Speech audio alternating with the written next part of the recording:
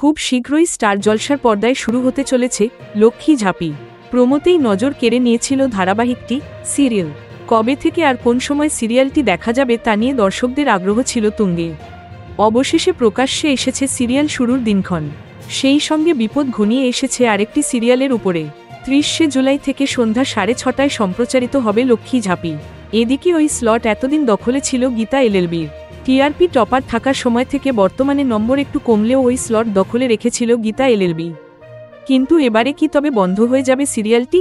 না, এখনই শেষ হচ্ছে না গীতা এলএলবি, তবে হচ্ছে স্লট বদল। 1 ঘন্টা এগিয়ে বিকেল 5:30টায় রাখা হয়েছে সিরিয়ালটিকে। ওই স্লটে এবার থেকে সম্প্রচারিত হবে গীতা এলএলবি। কিন্তু হঠাৎ এই ধারাবাহিকেরই স্লট বদলানোর কারণ কি? অনেকের মতেই সিরিয়ালের কমতে থাকা টিআরপির জেরেই এই কোপ।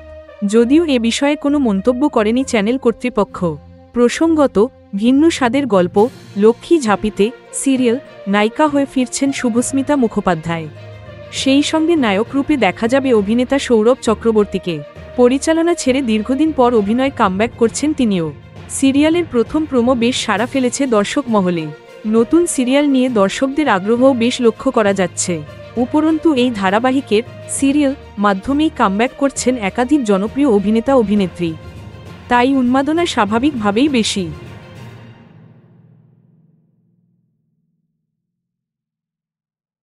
Thank you so much for watching our videos. Please do like, share, and subscribe our channel.